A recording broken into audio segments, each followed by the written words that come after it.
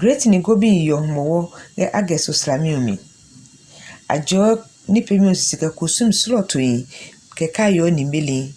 Kusum yo komeji ni fiam.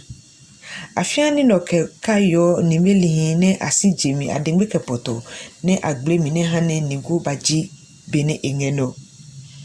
Afian ni no ke guon blo mano ke blogba yanya ke aprio jangyonya. Se jiano ni fiamio e apesro toko ija kabena bua hinya ke fianio aperi eja se mohu afianio nga wepopo omanya.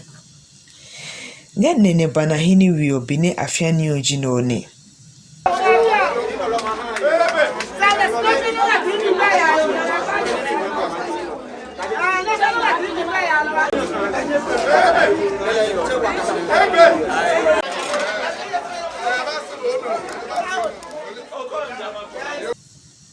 Bene afianinge mambo no jinone.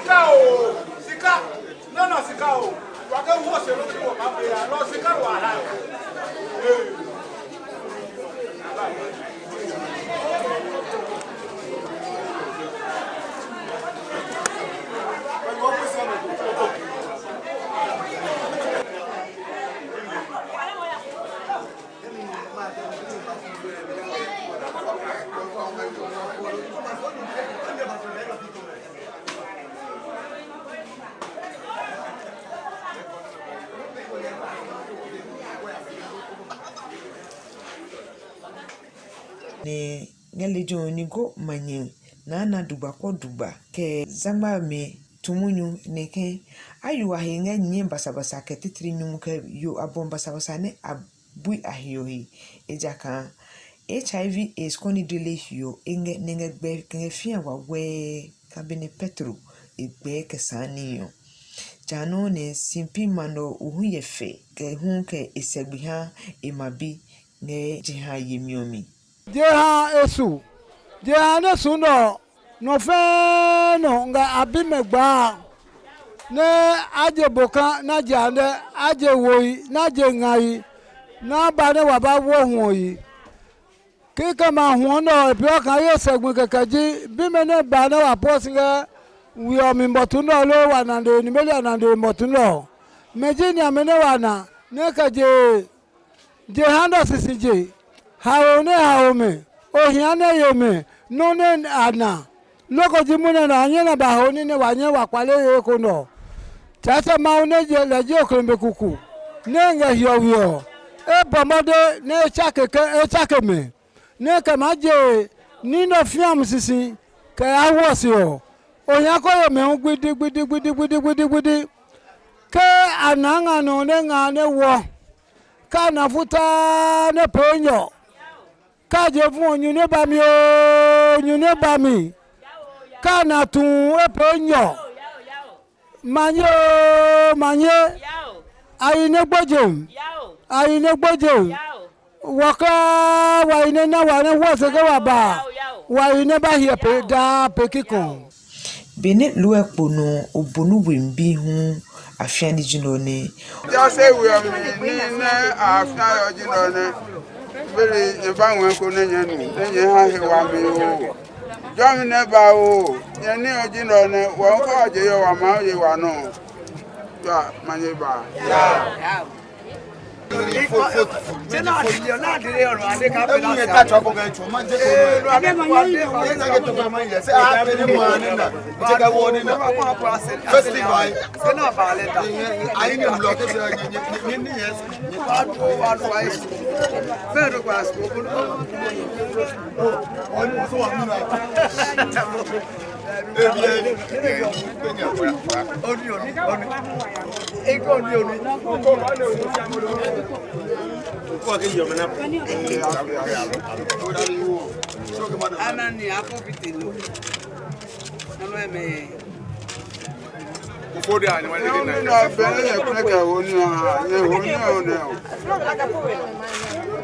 na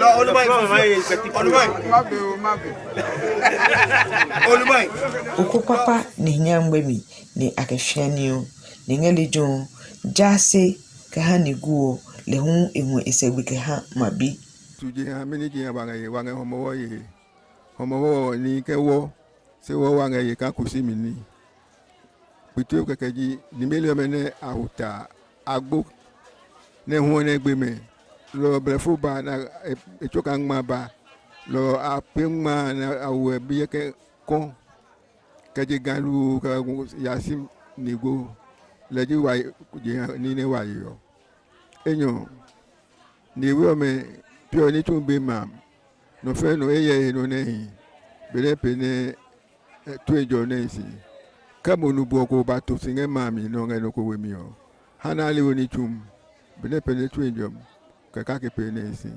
inge manyi ha ka je yolu ka ugaya kone no fe no eye no macho me twepe apa kuno no ne wa pekake ga dangbe wa kwese chu jane teacher mena ka menga hioba achowe dangbe ausali nke makwani chomeso ene dangbe esege po ja ala teacher ne ali dangbe ne wabi me makase dangbe kone wale kusim ma fe ma ke kusimi o waja wo kusim wa ngepe kama no ba afeono mono bonu efe ba wa nga enya ka ba wa kwese da je ha aba ne je ya ne bana o ngewa go wemio numo kwenote ado fiani ne le hu enwe isegbe kaha Chanyo, bagani fiayo. Nene wa. Nene wo. Bagani fiayo. Bagani no fero kayo. Diane ale jabana wo. Diane ba.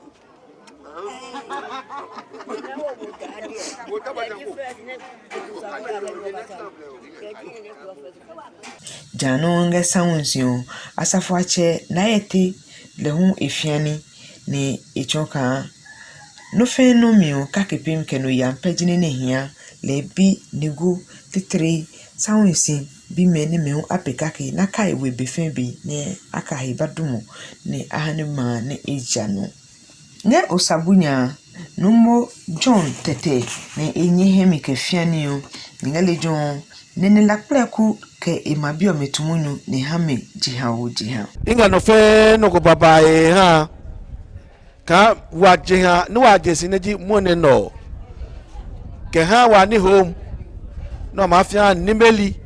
ne asiwo no wa neme nge wa peti ejili gbiko ke ha won ko chwepe no akefosin nina yewe bi o me ne jo sabunya fo bi fe o sabunya fo bi fe o no ko fe no ko ne no ko sin nina ho ni ka je wem ke ba wenwanom ne jo sabunya wenom abafiani eno eke ha no fe no aiko ke no wa pe mi no le gbe no e cha no jan wakogbo ma o ne pete wa he wo se je ha wana zero nga wenom nye twa no manya ba o bene saunya bi hu afia ani jino ne nale jon asafo ache tete nate odrokotu ebi ewebi kone ahie aisaminya esebijino ne lo muneno wajihanu wangayo wange wakusum blema kusum to ne wakamakai wani meli bone madeji woklano nene wahia peji kakepem ke kakepem be wamio wano ya maye keje blema wani meli neji kanya kaka kpago ahinsi kanum lo kaketo ne atu akusum ne won wabana niwe amache amano tete le hu emu esebike hani ke zamami nyane wapikake especially niwi ome ke ma kula wapikake bene pene twenjo ne bama be jinga pio ni nenge ba na nge pe ya kula eji niwi na nge no me pe one nyane wabu wa nkoto ma me ne wakase no ka ji ango bene pene ji han wa ayi no e ka twenjo ka ke pene ba bene kabia we bi hu afia ni jinole e we kuche ne le jo hu ke esegbi ha blohi kaje Ningo mana luga sama na po blobi ani ninga laji wa pe kake ne ka wa wo no ne ahiowi nene great Ningo being a bee peji amra lo ne play ne ba hie meja kani ba wuji ne mine e point titre alole blow me ne ha we ne blow hia me ne epe saminya repo mi o e ba hie ka me ko ne adrake ha me ne me hu ake abwa me kanyemi ne epia nkana manu ya me great Ningo li nyane ya o kliboni panyamu je ya ne bana wo ka bi wasi adiken wage yewo de bi nga kono wa ya wo mi o se